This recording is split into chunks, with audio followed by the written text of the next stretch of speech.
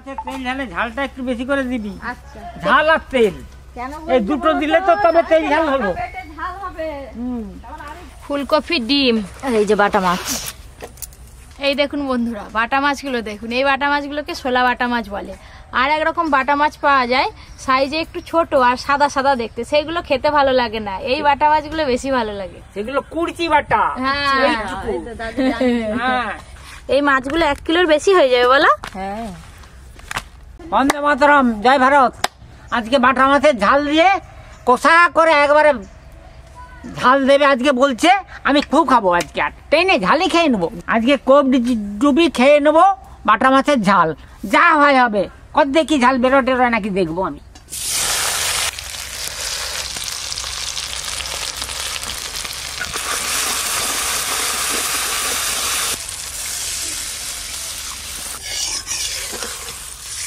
মাছটা আজকে একদম গায়ে গায়ে করবো, খুব বেশি ঝোলে রাখবো না।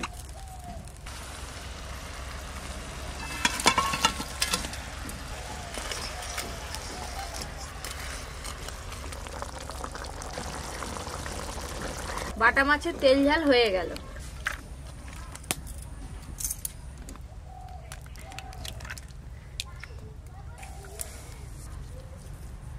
লঙ্কা গুঁড়ো, হলুদ গুঁড়ো, ধনেপাতা কুচি,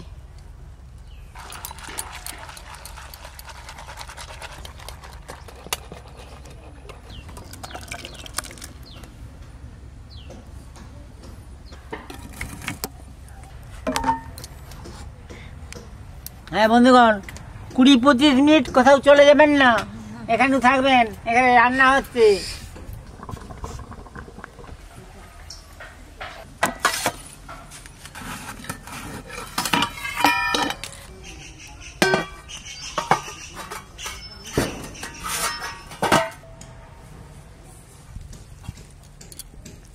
দাদু এই দেখো, পেঁয়াজ কুচি, আদা রসুন বাটা, লঙ্কা গুঁড়ো, হলুদ গুঁড়ো, লবণ,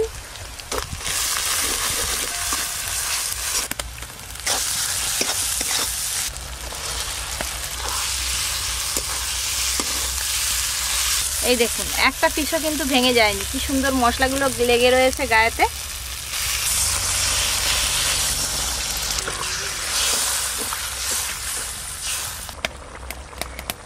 গরম মশলা গুঁড়ো। আজকের মতো 2টো রান্না কিন্তু হয়ে গেল।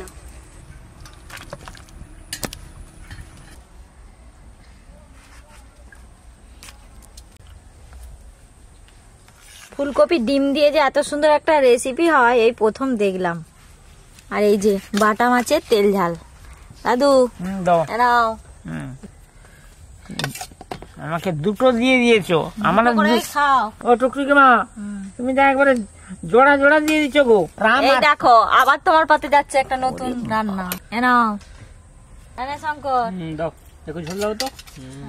দিদি তো তুই তো খা শঙ্কর, ভালো করে খা, স্বাদ বুঝে বুঝে। শঙ্কর বলে আবার সাড়া দেয়নি, বলতে হবে বং শঙ্কর। এটা একটা দারুণ রান্না, এটা খেয়ে দেখ, খেয়ে বলবি কি রান্না। কি আর দিতে আছে।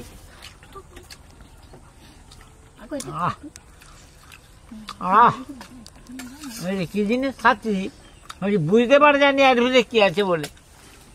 ডিম আর ফুলকপি খেলে বুঝতে পারবে।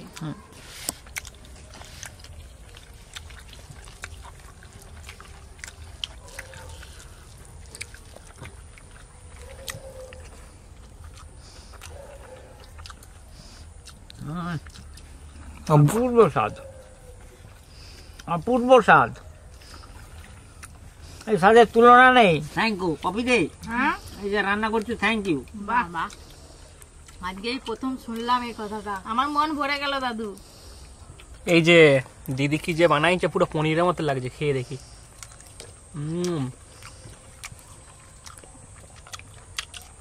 আর পরে কি স্বাদ পাচ্ছিস? ডিম দিয়ে করছে। ডিম তো আছে, আর কি আছে? পেঁয়াজ আছে। বলতে পারেনি, পারবেনি বলতে, জানি না, কিছুতেই পারবেনি। না বললেও ফুলকপি আছে। মেন ফুলকপি। ফুলকপি আর কি আছে? ওই তো পেঁয়াজ ফুলকপি আর ডিম আছে। ফুলকপি দিয়ে মাংস দিয়ে খেয়েছিস তো, ফুলকপিতে ডিম দিয়েও খাওয়া হয়েছে, কিন্তু এইভাবে খাওয়া হয়নি এখনো, এই প্রথম খাওয়া হচ্ছে। খুবই সুন্দর। এই যে গোটা মুড়ো লেজা একবারে মাথা থেকে লেজা পর্যন্ত গোটা গোটা মাছ, আজকে আবার গোটা গোটা মাছ, আবার জোড়া জোড়া ভাই বোন। আমার ভাই বোন নয়, ভাই দু ভাই। রাম আর শ্যাম। হ্যাঁ, রামা শ্যাম, জাম বাজ আছে।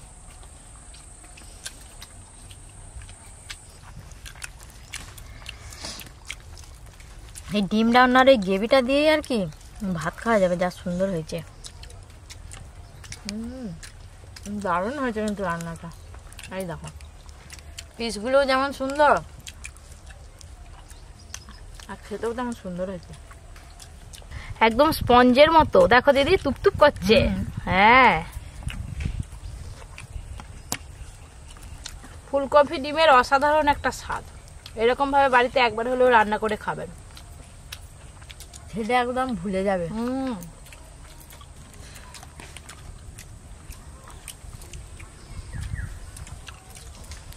মাছ বাছার সময় বলছিলাম না যে এই মাছটা প্রচুর স্বাদ হবে। ঘাট পুকুরের মাছ তো স্বাদ হেভি। দিদি একটা মাছ খাওয়া হয়ে গেল তো?